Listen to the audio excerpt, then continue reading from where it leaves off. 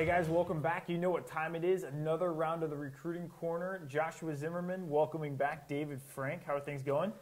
Good to be back. Missed out last week, so happy to share some news this week. Glad to have you back, guys. Just a reminder, you can catch all of the episodes via YouTube. Check out Athnet Sports, along with all of our frequently asked questions as well. So there's a lot of information on there to help you through your recruiting process. So, Dave, what do we have going on today?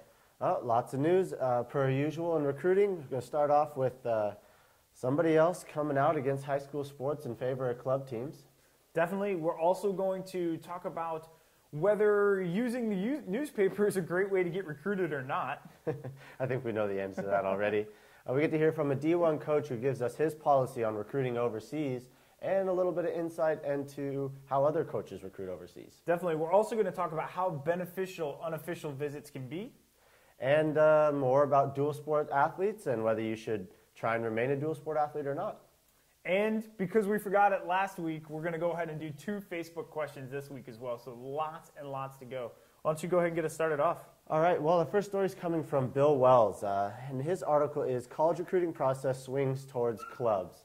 So this is, again, another article about how important clubs are becoming in recruiting and sort of against high school sports. So why don't you explain what it's about? You know, basically what he's talking about in this is how heavily weighted the club sports are becoming versus the high school sports. And we talked about it a couple weeks ago, and really it's a stressor. It's great to see another writer coming out and saying the exact same thing that we are saying and seeing the exact same thing that we're seeing. The trend is that high school sports for many sports are sort of falling off. I mean, you've got swimmers that are competing in heavy club sports. You've got soccer players. You've got baseball players. And the reason behind it, what I found interesting is because not only do the coaches get to see all the top level athletes in one particular area, but also that it's opposite their season. So it's really hard for a baseball coach to go during baseball season and recruit.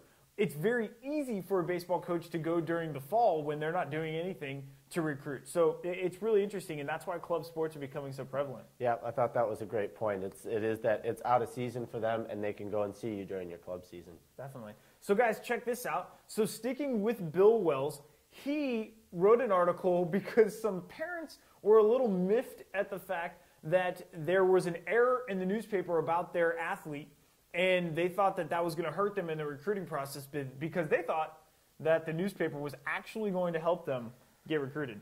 Yeah, and Bill Wells knows something that we've also found out, is that I get it from parents and athletes all the time, like, oh, do you think I should share my newspaper clippings with coaches? No. Coaches don't want to see the newspaper clippings. They don't comb the newspapers to find out information about recruits.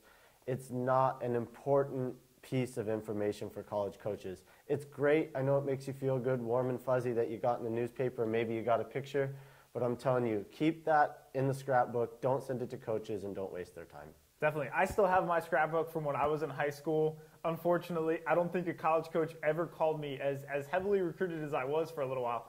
I don't think any one of them said, hey, I saw you in the newspaper, think you're a great athlete. So just keep that in mind, guys. My scrapbook articles are all, oh yeah, the cross-country team ran. Nice. All right, so we get to hear from Coach Thurman again at University of Washington. He got a question from an athlete, presumably overseas, who says, what's your policy on recruiting overseas? And when you go overseas, is there a lot of pressure for that athlete to commit once you're there? Definitely. So great question. Coach Thurnbold has a wonderful blog, and it's really great to hear from him as a D1 coach at this point. Listen, as an international athlete, your opportunities to get recruited are 10 times harder than it is for someone here in the United States. And that's simply because of access. It's really expensive for a coach to board an international flight, go overseas, stay internationally for a period of time, and then come back. So when they do go, they have to not only have the budget to support that, but also they have to make it worthwhile. And that was one of the big things that Coach Thurnbold said. If they're going overseas, they're going for a specific reason. It's not for one athlete. Normally it's for multiple athletes, and the pressure there to commit is huge. Because if they flew all that way and they spent all that money to come see you, you better be the athlete that they really want. Yeah, that's right. And I think another take-home message is he says most programs do make at least one trip overseas a year, and they go to the biggest tournaments available. He's a golf coach, and he talks about going to either the European Boys Championship or something like the UK Boys Championship. If you're not playing in those tournaments, you're going to miss out on probably 90% of the coaches who are coming overseas to see you. So really good insight. Another great article from Coach Thurman. Definitely, definitely. So check this out. The couple major D1 athletes are taking unofficial visits, and we read a story from Michael Carvel from AJC.com out of Atlanta, and then also from Jeff Borzillo at CBS Sports. And they basically talked about two athletes. One of them was a commit for Georgia, Nick Saban sort of had a deal with him, and then also Shabazz Muhammad. And you can go ahead and talk about that in basketball. Yeah, so the story goes, it's these two very high-end recruits. Shabazz Muhammad, by the way, is the number 1 or 2 top basketball recruit in the country. And what it talks about is the extensive amount of unofficial visits these guys have been going on. In the case of going up to see Coach Saban in Alabama, this recruit got in a car with all his buddies, drove up to Alabama on his own, and was in the office with Nick Saban. Shabazz Muhammad, the story was reported, he made over 15 unofficial visits across the country. And I think the really, really important news is that, guys, if the best recruits in the country, the biggest names in recruiting are getting out there and seeing schools on their own dime, then you really, really need to make the effort to see these schools. Pile in the car with all your buddies, make a road trip up there to see these coaches, and make sure that you establish with these coaches that you're coming so that when you're there, you can visit with them. Two really, really good articles just to promote those unofficial visits. Definitely. And, you know, as David said, and he mentioned in there, listen, unofficial visits are completely on you. Coaches aren't paying for anything, which means that you have to go. The unfortunate part for Shabazz is the fact that he had some people pay for his unofficial visits, and it could cost him a little bit of eligibility, but I know that's still in the thing. You have to pay for it. So keep that in mind. This isn't something that maybe family friends or, you know, business friends or whatever. This comes from your family, and it's tough, but they're a necessity in recruiting these days. Right, exactly. I think unofficial visits are not an option. It's a necessity. Definitely. So next, coming up, Monica McNutt. She wrote a great article. It's Transition Game, the Dual Sport Dilemma, and she talks about the difficulties of being a dual sport athlete in high school and how it impacts recruiting.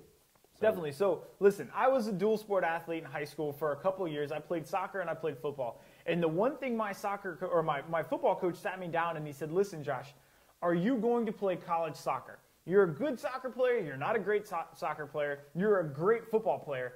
Which is going to pay for your college education? And I said, football probably. And he said, exactly. You need to quit soccer. I was a sophomore in high school when we had that discussion. Probably the best decision I made at that point because soccer just wasn't going to take me anywhere.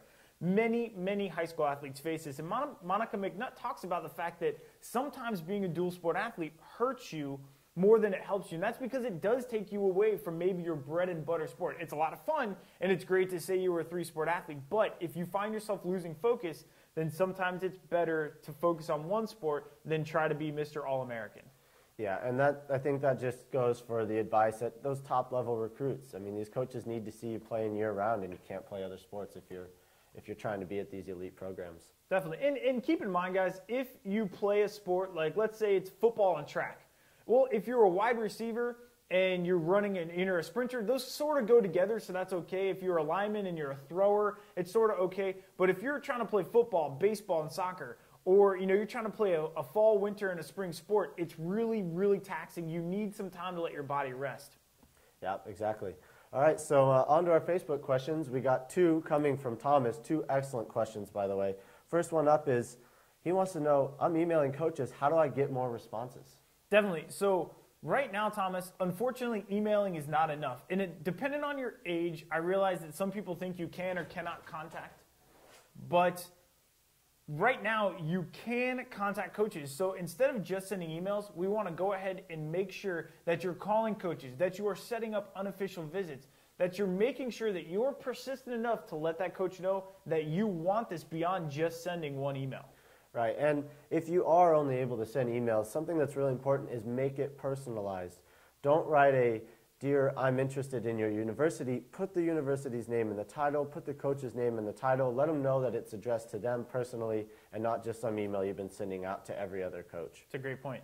All right, the next question Thomas asked is, he goes, Coach got back to me, he said, I'll follow up, but what should I do?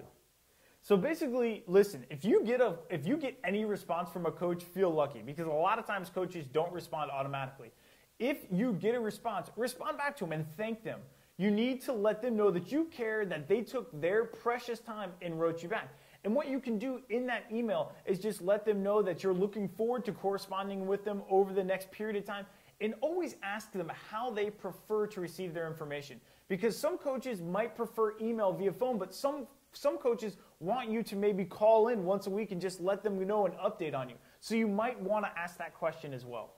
Yeah, that's exactly right. Coaches are they'll never get tired of hearing from a recruit once a week, once every 2 weeks with just an update. So if he says he'll follow up, great, but don't just take his word for it. Be ready to give him that new information when you get it, and stay up to date on your contact. Definitely. I think that about covers it. So what's up for the weekend? Today. You know, I'm actually jumping out of an airplane this weekend, so if you guys don't see me, it's been fun. But definitely going to try that, getting to go skydiving on Sunday. Yourself? I can't compete with that. I'm just going to be hanging out at home. No skydiving for me.